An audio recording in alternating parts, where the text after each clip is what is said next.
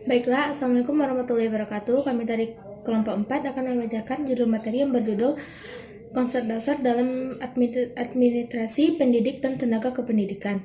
Baiklah, sebelum memulai saya akan memperkenalkan anggota kelompok saya. Pertama, Rina Putri Ayu sebagai pemateri pertama. Kedua, Wingky Prasetya sebagai pemateri ketiga. Yang ketiga, saya Galuh Triani sebagai moderator, dan yang keempat, Lexi Hartati sebagai pemateri kedua. Baiklah, untuk mempersingkat waktu, pemateri pertama akan dibacakan oleh Rina. Kepada Rina dipersilakan. Perkenalkan, nama saya Rina Putri Ayu, NIM 19003154. Saya adalah perwakilan dari kelompok 4 yang ingin menjelaskan tentang pengertian administrasi pendidikan dan tenaga kependidikan atau PTK. Baiklah, langsung saja saya akan menjelaskan tentang materi pertama, yaitu pengertian. Administrasi dalam pengertian secara harfiah. Kata administrasi berasal dari bahasa Latin yang terdiri dari kata ad dan ministre. Kata ad mempunyai arti sama dengan kata to dalam bahasa Inggris yang berarti ke atau kepada. Dan kata ministre sama dengan kata to serve atau to con yang berarti melayani, membantu, atau mengarahkan. Jadi, kata administrasi secara harfiah dapat diartikan sebagai kegiatan atau usaha untuk membantu, melayani, mengarahkan, atau mengatur semua kegiatan di dalam mencapai suatu tujuan. Dilihat dari fungsi administrasi, jika dihubungkan dengan administrasi pendidikan, maka bisa diartikan bahwa hal ini merupakan upaya peningkatan efektivitas guru, dosen, dan lain-lain untuk mencapai tujuan pendidikan itu sendiri. Yang B adalah pendidik. Pendidik secara umum, pendidik di Indonesia lebih dikenal dengan pengajar, adalah tenaga kependidikan yang berpartisipasi dalam menyelenggarakan pendidikan dengan tugas khusus sebagai profesi pendidik. Yang C adalah tenaga kependidikan. Pendidik dan tenaga kependidikan, pasal 39, yaitu tenaga kependidikan bertugas melaksanakan administrasi, pengelolaan, pengembangan, pengawasan, dan pelayanan teknis untuk menunjang proses pendidikan pada suatu pendidikan. Tenaga kependidikan meliputi kepala sekolah, pengawas satuan pendidikan, tenaga administrasi, tenaga kepustakaan, tenaga laboratorium, teknik, pengolahan kelompok belajar, dan lain-lain. Yang kedua, saya akan menjelaskan tentang proses administrasi PTK. Yang pertama yaitu pengadaan tenaga kependidikan. Pengadaan tenaga personil adalah proses kegiatan untuk mengisi formasi yang kosong. Perlu diketahui bahwa lowongannya suatu formasi di samping disebabkan karena pengembangan lembaga dengan menambahkan jabatan-jabatan baru jika disebabkan oleh adanya personil-personil lembaga yang berhenti. Pengadaan tenaga kependidikan diselenggarakan dengan langkah-langkah sebagai berikut. Langkah awalnya yaitu pengumuman awal. Adanya formasi baru, pengumuman ini dilakukan untuk memberikan kepada seluruh masyarakat yang memenuhi kualifikasi melalui media cetak. Yang B yaitu pendaftaran. Pendaftaran dilakukan setelah pengumuman tersebut. Yang kedua, seleksi atau penyaringan. Dalam pengadaan tenaga kependidikan, penyaringan dilaksanakan melalui dua tahap, yaitu pertama, penyaringan administrasi. Penyaringan administrasi dilakukan berupa pemeriksaan terhadap kelengkapan beserta lampirannya. Yang kedua, ujian atau tes setelah peserta yang lulus dalam tes penyaringan tersebut. Yang tahap yang kedua tadi. Yang ketiga yaitu pemeriksaan medis atau kesehatan calon.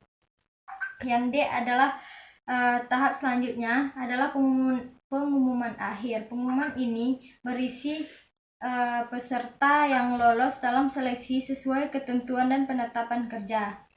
Yang B, setelah melaksanakan pengadaan, terus dilakukan penempatan. Penempatan merupakan tindakan pengaturan atas seorang untuk menempati suatu posisi atau jabatan. Meskipun tindakan penempatan ini mengandung unsur uji coba yang menyebabkan adanya tindakan penempatan kembali, namun pada dasarnya penempatan tenaga kependidikan merupakan tindakan yang menentukan keluaran dan komposisi ketenagaan dilihat dari kepentingan keseimbangan struktur organisasi pendidikan nasional. Yang C yaitu orientasi. Merupakan upaya perkenalan seseorang tenaga kependidikan yang berupa terhadap situasi dan kondisi pekerjaan atau jabatannya. Ada yang berpendapat orientasi adalah suatu proses pemberian pemahaman kepada peserta tentang segala sesuatu yang berkaitan dengan latihan yang sedang diadakan. Tujuannya agar seseorang itu secepatnya dapat menyesuaikan diri terhadap orang-orang baru atau para peserta didik lainnya. Baiklah, sekian penjelasan dari saya. Selanjutnya akan dijelaskan oleh teman saya. Saya ucapkan terima kasih. Wassalamualaikum warahmatullahi wabarakatuh. Baiklah, terima kasih kepada Rina. Selanjutnya pemateri kedua yang akan dibacakan oleh Leksi Hartati. Kepada Leksi Hartati dipersilakan. Selanjutnya yaitu kesejahteraan PTK. Yang pertama gaji. Di dalam Undang-Undang Nomor 14 Tahun 2005 tentang guru dan dosen dinyatakan bahwa yang dimaksud dengan gaji adalah hak yang diterima oleh guru atau dosen atas pekerjaannya dari penyelenggaraan pendidikan atau satuan pendidikan dalam finansial secara berkala, sesuai dengan peraturan perundang-undangan. Ini berarti bahwa seorang guru akan diberi gaji berupa uang yang dibayarkan secara berkala. Berkala yang dimaksud di sini adalah setiap bulan. Besarnya gaji akan diterima sesuai pangkat atau golongan dan masa kerja. Di dalam Peraturan Pemerintah Republik Indonesia Nomor 25 Tahun 2011 tentang perubahan ke-12 Peraturan Pemerintah Nomor 7 Tahun 1977 tentang Peraturan Gaji Pegawai Negeri Sipil. Pada bab 2 pasal 4 dinyatakan bahwa PNS diberi gaji pokok berdasarkan golongan dan ruang yang telah ditetapkan untuk pangkat tersebut. Sedangkan pada pasal 5 dikatakan pula bahwa seorang yang diangkat menjadi calon pegawai negeri sipil diberi gaji pokok 80% dari gaji pokok seperti yang dinyatakan pada pasal 4. Selanjutnya yaitu tunjangan. Tunjangan profesi diberikan kepada guru yang telah memiliki sertifikat pendidik yang diangkat oleh penyelenggaraan pendidikan dan satuan pendidikan yang diselenggarakan oleh masyarakat. Besarnya tunjangan profesi adalah sebesar gaji pokok guru tersebut. Tunjangan profesi tersebut dialokasikan dalam anggaran pendapatan dan belanja negara dan anggaran pendapatan belanja daerah.